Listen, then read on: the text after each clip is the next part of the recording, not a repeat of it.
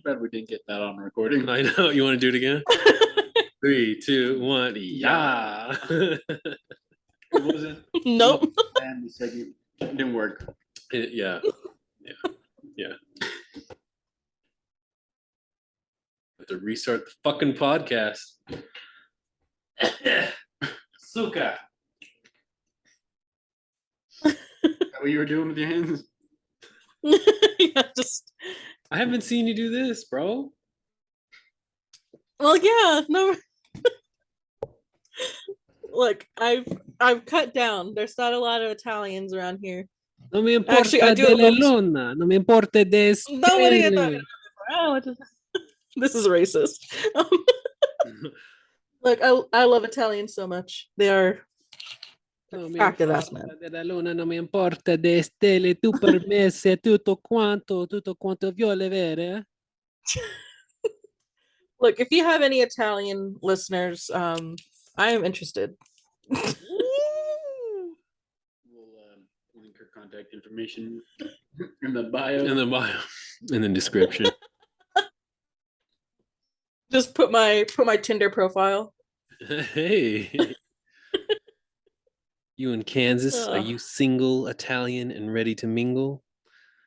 We got the lady for you. You ready to mangia? You ready for a new guma? Sorry. All right. God damn it. Back at Witchcraft. it with the witchcraft.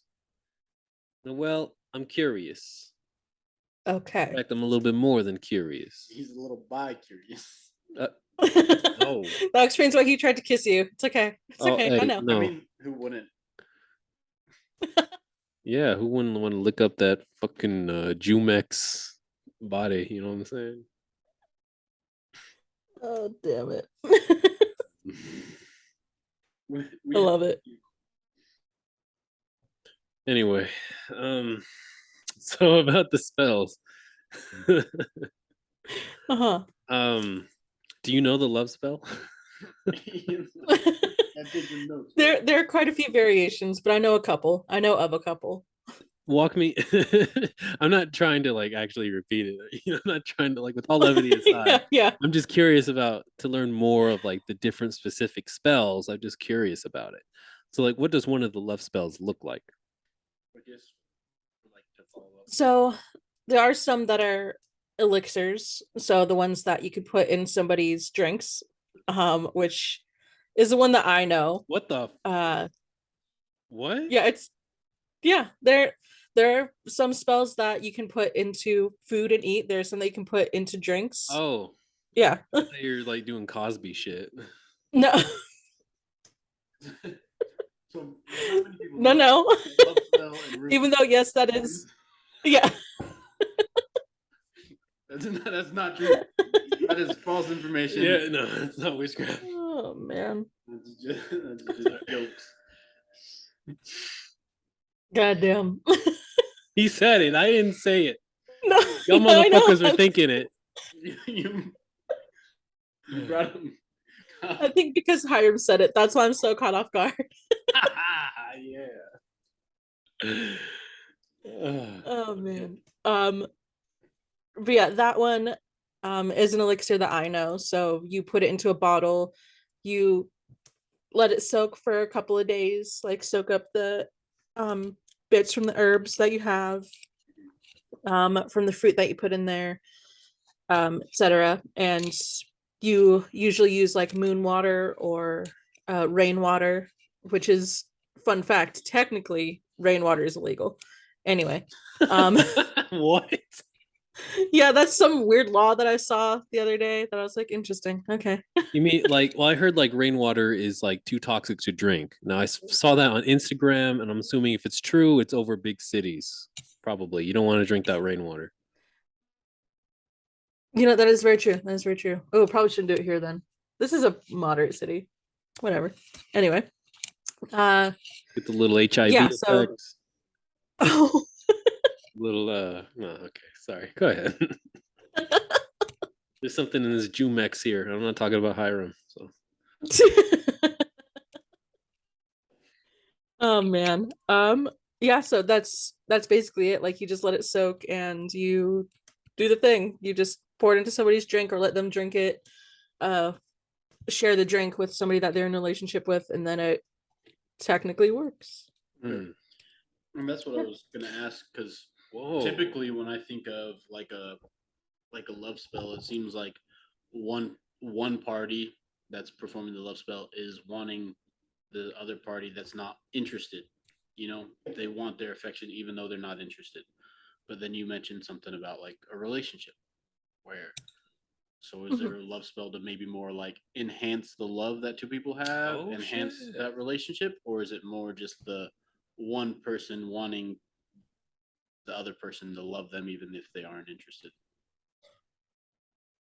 Yeah, it's more of a what I consider it as, which is why I don't necessarily do these kind of spells, Mhm. is I consider it as more of a bonding spell and less, or binding spell and less of a mutual spell. Okay. Like if they both have consent that they both want to drink the elixir, then by all means that's their choice, that's their thing. But if it's, yeah, I caught him cheating, so I just want to make sure that he loves me, it's like, okay, that's not healthy. Mhm. And then like you mentioned, people that have a crush on someone and they're like, oh no, I'm gonna make them love me, and it's like, okay, well, I'm not gonna condone that. Yeah. And I don't think a lot of people would. And of course they're gonna look online and probably find one that will work for them, and it'll be an unfortunate thing if it ends up working. Of course, like I said, if you put enough intention into it, then it might work, and then suddenly you have an obsessed stalker. So that's the downside to a lot of the binding spells and love spells. Like I've had enough stalkers in my time, I don't really care for another one. And there are a lot of times that it becomes more of an obsession than a love. Interesting. Yeah. Interesting. It takes the love out of the love spell and becomes an obsession. Interesting. Yeah.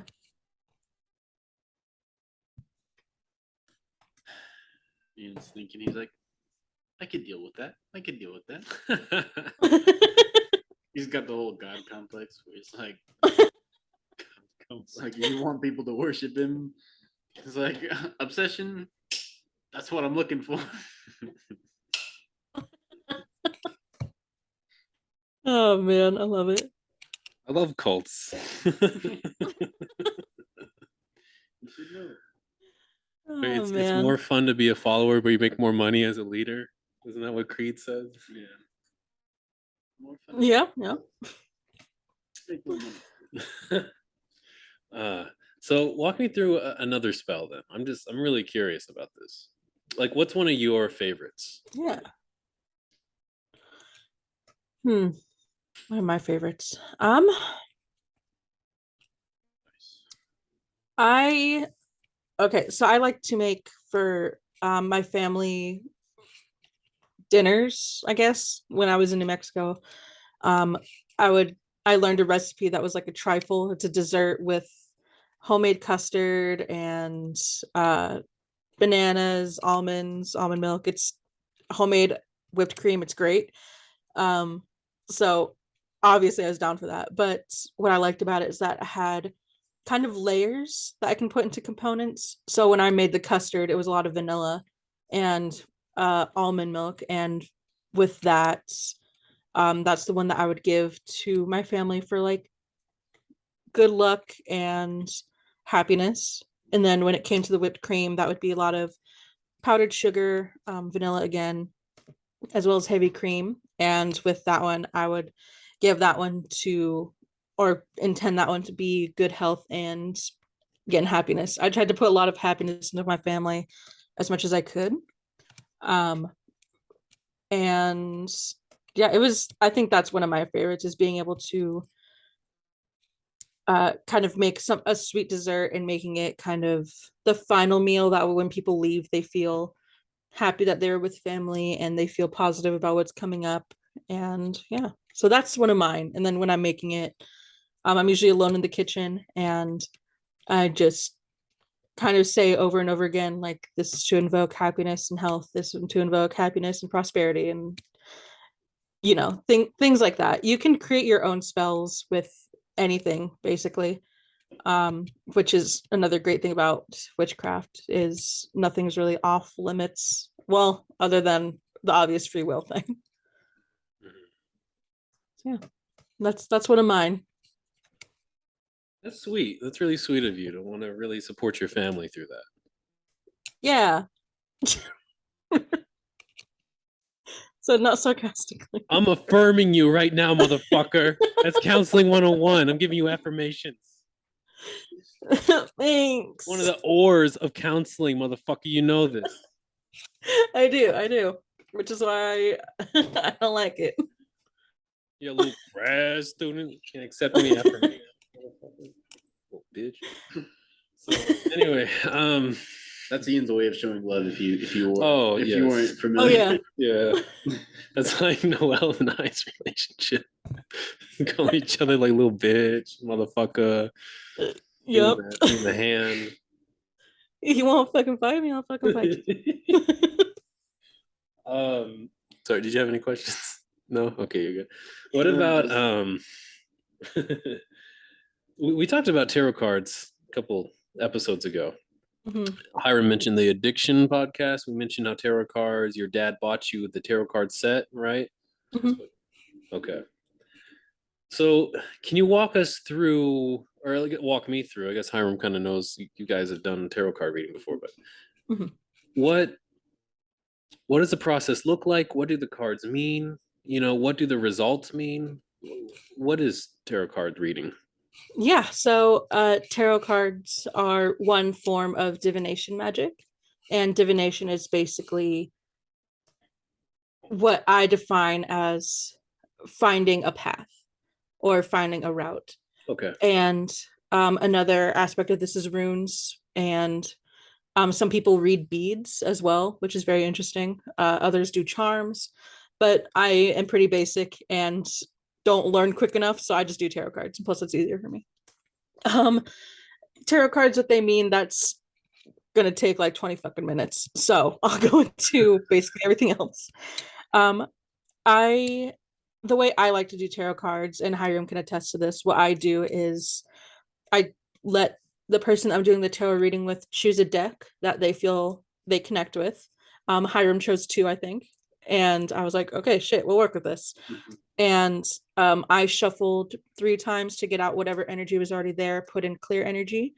And then I give it to the person I'm doing the tarot card reading to and say, shuffle it at least 3 times.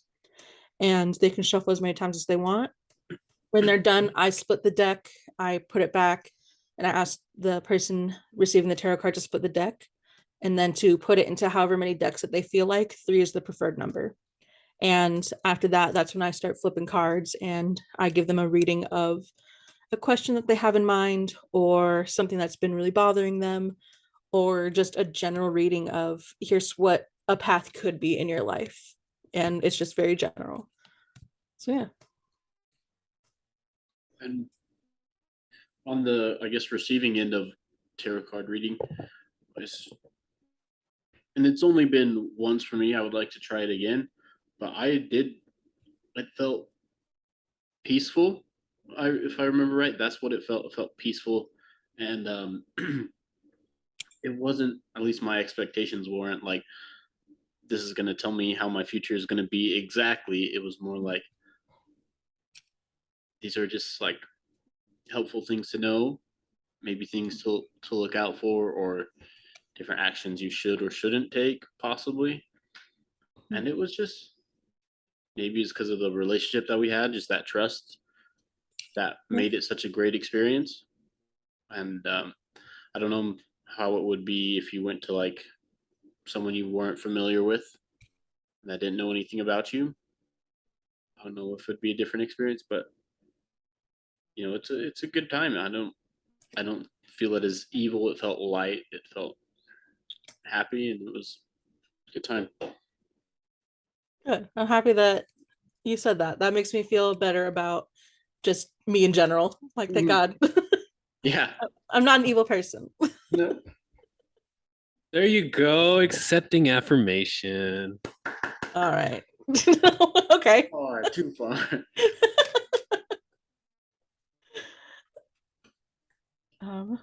but oh yeah, I guess to answer your last question of that, and kind of connecting with what Hiram said, tarot cards and any form of divination are not set in stone things. They're just, this is an option of a path that you could or could not choose.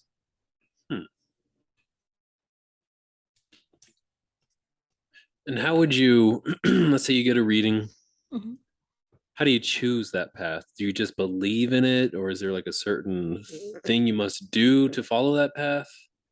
So with one of the tarot readings that I've given fairly recently, I mentioned that there's going to be, this individual was choosing between a present relationship that they were in or a possible other relationship. And I gave them the options of both and said there are obviously negatives and positives with both. From what you're showing so far, the path with this new person would be more beneficial. However, it could be just because you're feeling that there's something wrong with this present relationship and that's what's leading to this possible thing. And then I just throw out ideas of, is there something on your mind that could possibly make you think that this present relationship won't work? And they mentioned, well, I was propositioned by this other person before, and I almost debated cheating. And I said, okay, well, yeah, if you're kind of debating on cheating on your current partner, that is going to lead you to think like maybe they'll cheat because they're feeling the same, or maybe you'll actually cheat and they find out. So it's, none of this is set in stone, and I could be totally wrong. That's something I said to Hiram a lot as well. It's like I could be totally wrong, but this is what I'm seeing. And if it's fitting and resonating, then that's great. If not, that's okay, because then that just means that maybe this isn't for you, or something's not connecting. And it's just very much a, here's what I'm telling you that I see from here that I can offer you, but I can't guarantee that it's going to be of any real help. And it's a matter of if you want to take path A or path B, and if you want to listen to what I think would be the better option. And that's just based on my total perception of what I'm seeing here. Again, I could be wrong. That's something I say a lot during all my readings, is I could be wrong, because I don't want to, again, take away anybody's choice. If you want to stick in that relationship, stick in that relationship. If you want to move on, move on. But from what I saw in that specific instance, I said you might feel you're better suited with this other individual. And to my knowledge, I think they did leave their present relationship to go on with this other individual. Sounds a lot to me. It's very similar to motivational interviewing to me. You're present, and for those of you who don't know what that is, motivational interviewing is you're talking to a person about their goals, but you're not telling them what to do. You're allowing them to tell you what they want through very carefully asked questions, open questions, and allowing them to weigh the pros and cons. That's, in a nutshell, what motivational interviewing is. It's a type of therapy. And what you're saying now with the tarot cards is you're kind of like laying out like, okay, here's the pros and cons of these different paths that you kind of want, and you're allowing the person to kind of choose that, and you're guiding them, but you're not telling them what to do. Yes. Yeah. And there are things that are some very standout points. Like one that I was thinking of that I was actually kind of shocked by was a reading for my aunt and her husband. And I mentioned, I don't know where this is coming from, but I feel like something from his past is going to come up, and it's going to kind of throw a wrench in everyone's plans. I'm not exactly sure what it is, but I see that in these cards. And she kept asking for more information. I was like, I have nothing, I'm sorry. And then it turns out, like a couple months later, my uncle's ex demanded child support for a kid that was theirs, but he requested a DNA test, and that's what that whole thing was the wrench in someone in their plans, was his ex coming back from his past into his life, trying to get money from him. So there are moments of that's like, it's meant to happen, and I'm just seeing it, but I don't know the true details of it. And that's kind of like almost like this prophesying or future sight that motivational interviewing does not have. Yeah. This is, I think, where like this is the spirituality component, maybe. Mm-hmm. Yeah, I think so, because I've mentioned in the cross-cultural class that I had with Hiram, I brought a deck of tarot cards that I use tarot cards as my way to connect to my Native American spirituality. And I think with me using tarot cards in that regard, it does show like there are things that definitely make sense psychologically, like you said with motivational interviewing. That's what I've seen a lot of tarot cards reading as. But then there are the moments of, I don't know why this just came into my brain, but it did, and I feel like it's necessary to say. And 9 out of 10 times somebody will say, no, that does make sense because this happened, or I'm planning to do this. And I'm just like, okay, now I'm scared because I don't know where that thought came from at all. So yeah. It's interesting that you see, in my background in Christianity, we believed in prophecy, where you would just, pray for somebody, and as you're praying for them, you would ask God to give you visions or feelings or words or something to kind of get some insight into what they're feeling or what they're going through or what they're about to go through. And when you would feel like God would give you something, sometimes it would apply very well to the situation. For example, like when I was in church one time, Bex, Yeah. she was praying for me, and she said, I felt like I had a vision where God was like, I was a Lego. And she said, I saw God's hands pick out your arms and put new arms on. And I had just gotten news. I didn't tell anybody this. I had just gotten news that I need surgery for my shoulders because I have hyperextension and my ligaments are torn off the actual socket itself. And so they needed to be repaired. And so I didn't tell her that.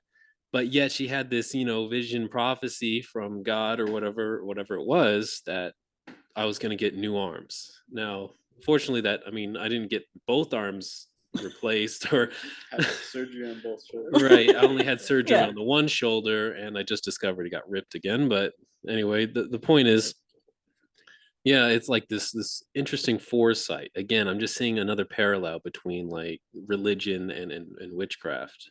Mm-hmm. And I would like to jump in here because I feel like certain people have different, skills and abilities. Like some people are more athletic, some people are more analytical, But I feel like, especially with spirituality and feeling and emotion and like that energy sensing, some people are just really more sensitive to that sort of thing. And the podcast we had with your buddy Samuel and his like ghost experience, that spirit experience, I feel like some people are more sensitive to that spiritual side of things, whether that be good or bad. But for me, I don't feel like that's something I'm necessarily too connected with. Mm-hmm. So I appreciate people like you and Bex who have that connection, because it, like, at least the way I see it, is it opens a whole world for me that I'm not really aware of or kind of oblivious to, because I don't see things that way or don't feel things that way. Mm-hmm. But like, that's a skill that you guys have that I don't have, and so I appreciate it. My skills are elsewhere. Yeah, money and good looks. That's all I'm good at. It's all profit, babe. All about that profit, babe. Oh my God. It's definitely interesting. Also, I love that podcast. I thought that was super fucking sick. I listened to it. I listened to it just as I finally finished unpacking like 95% of my shit other than my books. So I'm almost completely moved in. And as soon as I was done, I was like, I'm gonna listen to the podcast because I've been catching up. And I started on that one and I was like, bro, this is great. Yeah. So I love that series that we started. I think it's gonna be a great series. oh yeah. Speaking of the scaries, what about voodoo? Do you know anything about voodoo? Where it's come from? Is it evil? Is it good? What is it? Like with any magic, there is evil. So with voodoo, it's not inherently evil. It's just a little more. I hate to say a little more graphic, but it's a little more hands-on. I'll say that. It's a little more hands-on than the magic that we see through the typical quote unquote witchcraft that we see. Um, so with a lot of voodoo, there are obviously the, let's see, what's it called? The voodoo dolls that you can poke pins in, and then the person will feel that. Um, there's a few things that are obviously very evil based with that, because voodoo is one of the more well-known powerful forms of magic in the witchcraft world. So I know very little about it. However, I dream to go to Louisiana, to New Orleans specifically, and just see what the energy is like, because I feel like that'd be so exciting. Let's just plan the trip. Yeah, I'm down. I want to go to New Orleans Yes. for the food, yo. Holy shit. Yeah, so Ian's going for the food, Hiram's going for the girls, and I'm going for the magic.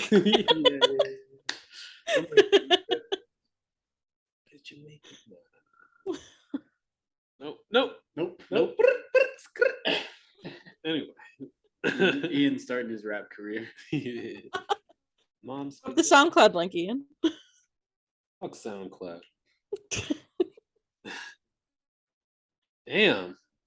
We covered some heavy shit. All right. Got another question. You got another question? I got another question in the chamber. Okay. Speaking of paranormal, that'd be cool if you did like a paranormal podcast. You got some paranormal shit? Yeah, I have a ghost that follows me.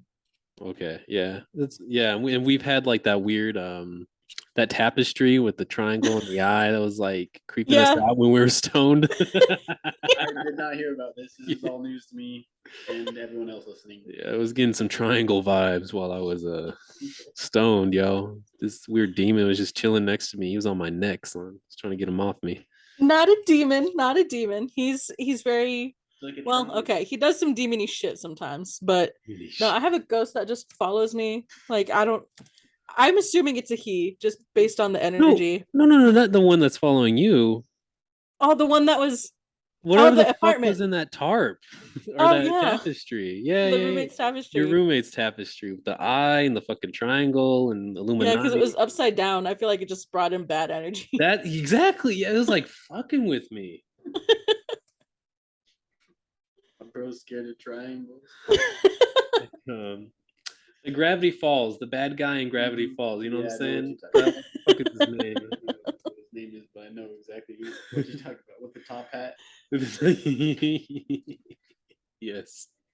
Fuck, I'm looking for a picture of him right now. Gravity Falls. I mean, he's the main enemy. Where is he? Is it like the grandpa? Bad guy. Pyramid. Bill Cipher. That was his name. When I think of that tapestry, I think of this. Yeah, that makes sense. Okay, so yes, you believe in the paranormal. What's your interpretation of it?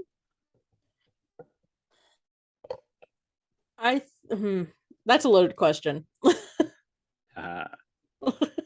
Let me specify then. When you think of a ghost, okay, I'll give you my interpretation. When I think of a ghost, before I used to think like maybe a demon, right? Mm-hmm. But non-Christian Ian believes that this phenomena does exist because I felt it before. But I feel like it could be either residual energy from the past. I really don't know what that means, residual energy, but just almost like if you lived in a certain house for so long and you've walked through the halls, for example, you've walked through the halls several times in your life for years, that for some reason there'd be some type of residual energy that would continue, right? Yeah. I don't know. And I just feel like ghosts could be that, you know. I'm not necessarily a proponent of angels and demons, but I'm also not going to say they don't exist either. Okay. So that's kind of like my interpretation. Okay.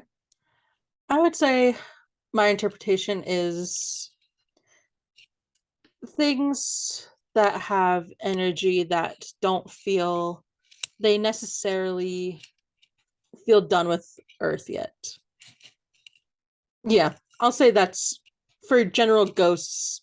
I think that's it. For demons and quote unquote angels, I think that's very different. I genuinely don't believe that angels hold any sort of general spiritual essence like demons do. I feel like they kind of put their energy into people. And I mean that genuinely. Like the whole like Mother Teresa thing, I feel like that's a genuine thing of an angel put some sort of energy into her. She created a lot of differences and a lot of good for the world. And she was as close as we could get and should get to an angel on earth. Demons, however, they have no rules. They're just gonna do what they want and take what they want. So yeah, that's my spiel. And then we also got to talk about poltergeists because apparently when I was younger, I created one. Skills and abilities. I did not know about it. Just a medicine man told me about it. The tree.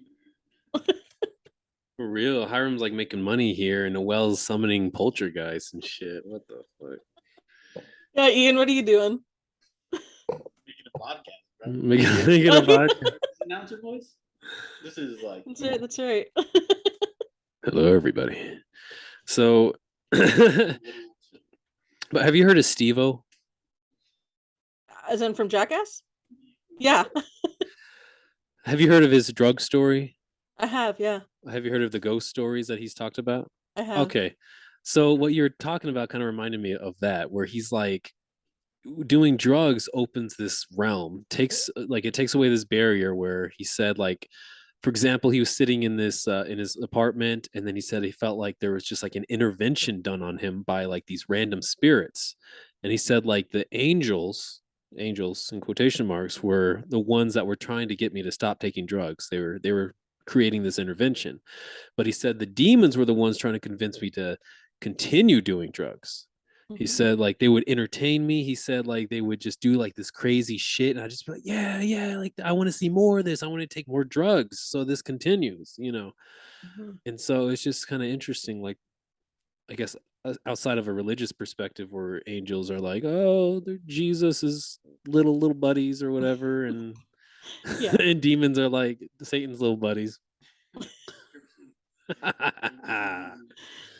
While outside of that, it's just like angels are like trying to help you out in life, while demons are kind of just like chilling and like do whatever the fuck you want and make you do evil or right. Stray you from God's path. That's how most of religion looks at demons and stuff. Right. So like demons in this case are trying to keep you doing bad things, you know, or making bad decisions. Yeah, I agree with that. I feel like there's also demons that have goals. I feel like there are genuinely demons that have the goal of, I guess, just causing havoc in certain people's lives. I don't know what kind of led me to believe that. I'm not too sure if it was just where I lived or what I was told from a young age. But there are certain demons that are kind of meant to be attached to certain people to bring them down and kind of weigh on them. So I believe there are some demons that have goals, but others are just fucking about and doing their thing, just like, you know what? I'm gonna assist in 9/11 today. It's like, okay. Yeah. So this is something that I don't have a whole lot of experience with, and I think it, like I mentioned before, just not something that I'm very sensitive to. It's a supernatural, spiritual, that kind of energy side of things. So, you know, I don't know. I haven't had many experiences with this sort of energy, angels, demons, spirits. Nothing spooky has ever happened to me. I haven't really gone out searching for it, but you know, nothing's really come to me. So I guess I think I believe in it, but it's hard to wrap my head around it, especially since I don't have any personal experience. It's just all from what I've heard from other people. We'll find you a ghost, Hiram. Yeah, I was gonna say that's what we're doing tonight. We're going to a haunted house. I know a few. Ghost hunting. Ghost hunting. Alien hunting. Alien hunting. Oh man. We gotta wrap this up. Rappy. Rappy. Because Zoom's like, guys, shut the fuck up. It's time to end this meeting. Seems like I got places to be, guy. Yeah. So what are your like overall like witchcraft thoughts? Like if somebody is maybe is curious about it, what would you tell them? Yeah, what would you tell them? I would say just go out and explore. There are some legitimate sources online. If you have to pay for something, don't. That's a big thing. That's for really anything. If you have to pay for someone to help, don't do it. If it doesn't feel right, don't do it, because that's just going to lead you down a path of not only kind of losing yourself, but possibly hurting yourself or others in the process. Don't be afraid to ask for help. We all started somewhere, so if you feel like you did something stupid or wrong, that's totally okay. And just have fun with it. Go out and do what you want to do, and as long as it doesn't impede on anybody else's happiness or free will, you're golden. And yeah, you're gonna be welcome. Even if you decide not to stay within the witchcraft community, you can enter or leave at any time. And if you decide to come back to it, then the people that you talked to before will be happy to welcome you again. Well stated. One big happy family. One big happy family. Damn. Well, thank you, Noel, so much. I can talk to you even longer about this. I got more questions, and yeah, I'd love to talk to you more about this. Maybe we should do a third, Oh God, third witchy episode. But maybe we just need to call Noel more. or that, yeah. Because somebody doesn't respond to my text messages. Hiram. There's evidence. There is evidence. That one's on you. Okay, yeah, that one was me. And then Ian he says "cuh" and "bitch" a lot, so it's not real conversation.